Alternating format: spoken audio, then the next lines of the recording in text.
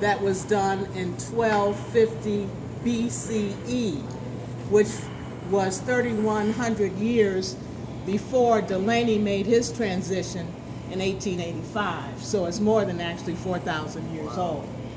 So let's go to the next slide. Martin R. Delany, and we know his date of birth, March 12, 1812, date of death, 1885. But this is what he said, and I think this is very pertinent to what we're looking at. He said, "We know of no other peoples or nations who had so high a conception of and reverence for God as the Ethiopians and the Egyptians." And this is from the Principia Ethnology that was mentioned earlier, pages 89 and 90. Okay, next. This is Delany's lineage, looking at his maternal side and his paternal side.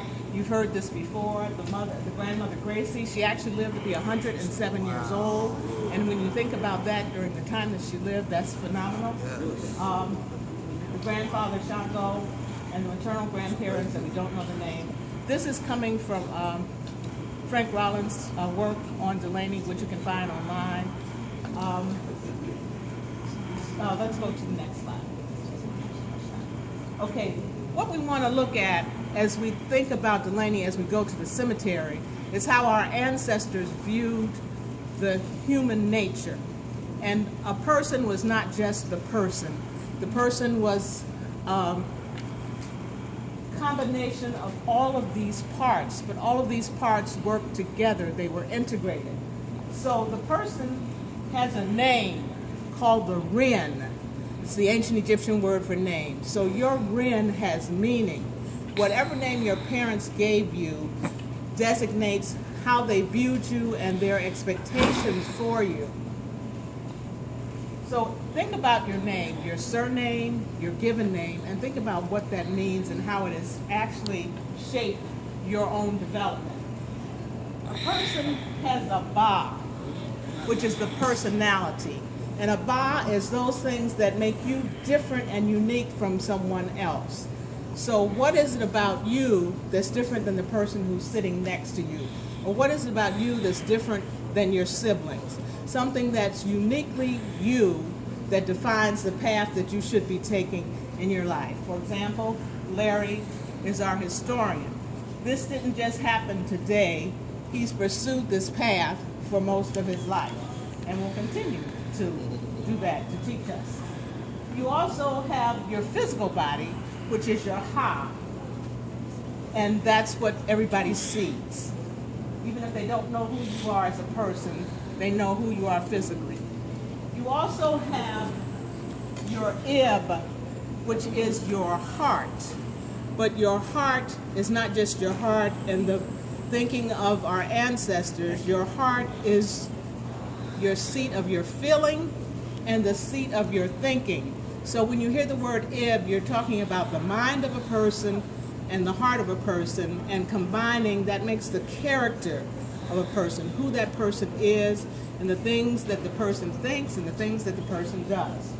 And then finally, you have the ka, and the ka represents the part of you that belongs to the Creator. It's the part that when you make your transition goes back to the universe. So all of these make up who you are as our ancestors saw. And there were other parts, the shadow, but I didn't put those. These are the most important. But when we go to the cemetery, I want you to think about the ha of Delany, the ib, the ba, the ka, and the ren. When a person died, the organs were removed. Four of the main organs, the liver, the lung, the intestines, and what was left was the heart. So the deceased person, when going through the process of embalming, had the heart remaining, and the body was mummified, filled with natron, then wrapped, given oil, then wrapped, and then for 70 days that body was allowed to desiccate to get the moisture out. But what was always there was the heart. And keep that in mind. So You have the body, the physical body, and the heart remaining. Okay, next. Okay, we're going to skip this. Dr. Mario Beatty looked at Delany's work on the Nile Valley, on ancient Egypt, in an article called Martin Delany and Egyptology. So this is another connection we're making with Delany and Egyptology. And this is an article that's in Ankh Online, published 2005-2006. But he looked at Delany's attempt to present, transcribe, and translate hieroglyphs. So in the 19th century, Delany is probably the first black to attempt to translate hieroglyphs. So we are making his connection not just to Africa, but to also antiquity and ancient Africa and the literate tradition. Let's move on.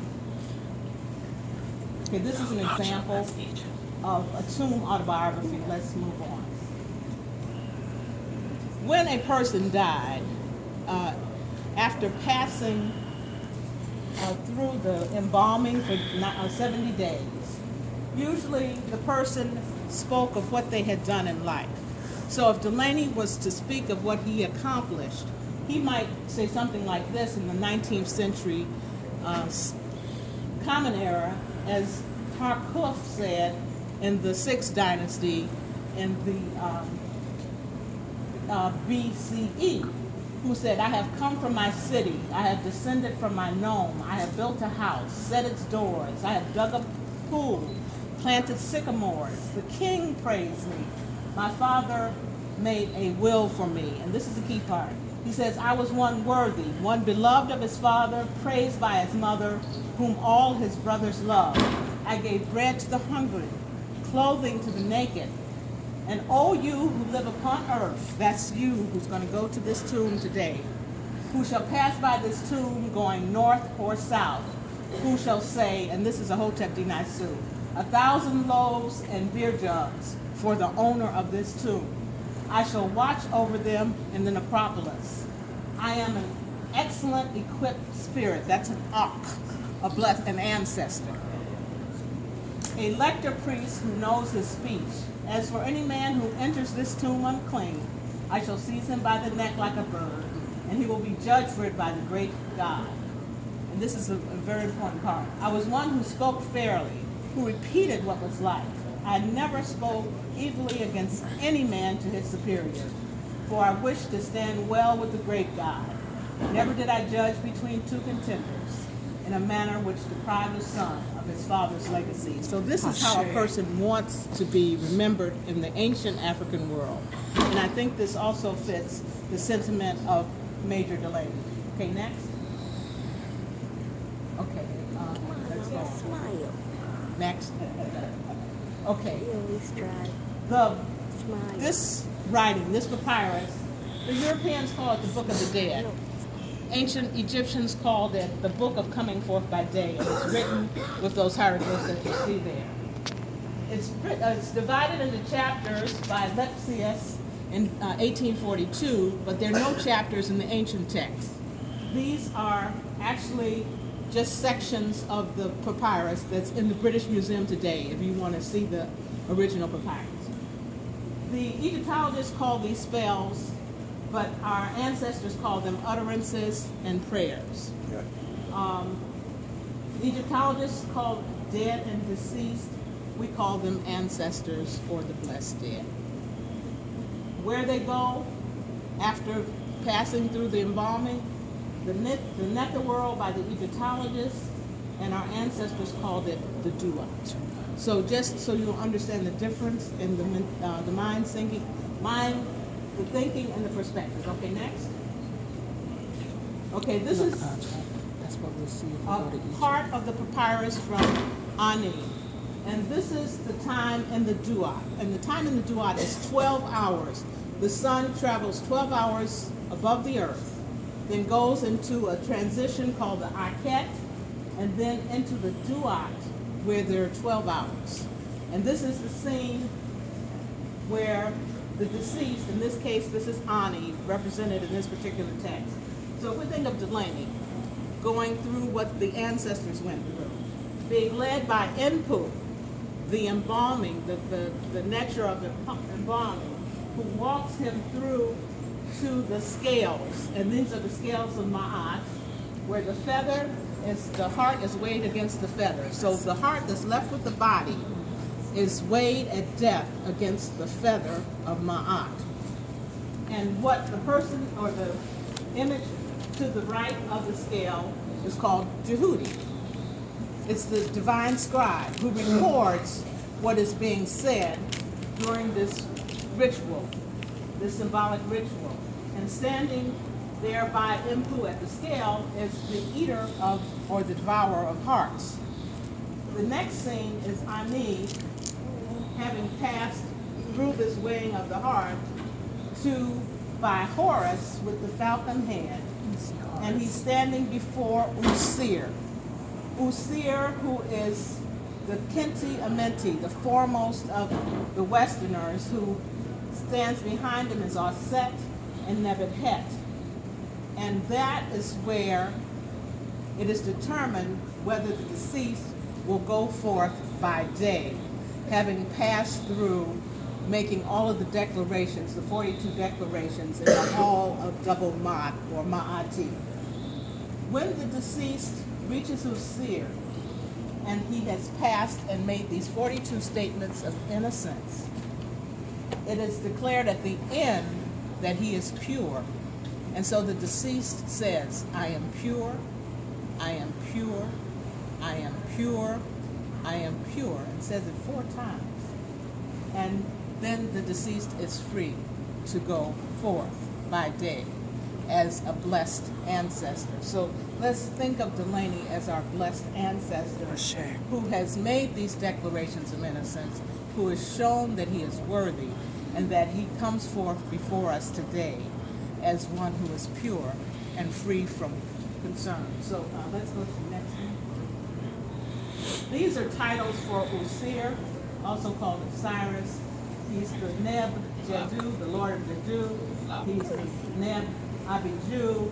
He's the Kenti Amenti, and he's the Winnefer, and that means the foremost of the Westerners of beautiful existence or of beautiful continents. And next, after going through this process, this symbolic, allegorical process, the deceased comes forth true of voice, and it's written Ma'an Peru, and that means that what the deceased has said is true about who he is and his character, or who she is and her character, and that a person who is true of voice has done truly, spoken truly, and done right, not just at that moment, but throughout their life. But even if you have not always spoken truly and done right, you can then rectify that at the end. Because in your heart, which is still with you, you have the opportunity to clean your heart, cleanse your heart. And so, as we go to the cemetery today, to Massey Cemetery, we will know that Major Martin R. Delany has spoken truly and done right, and he is Ma'at Karu. And we'll stop here because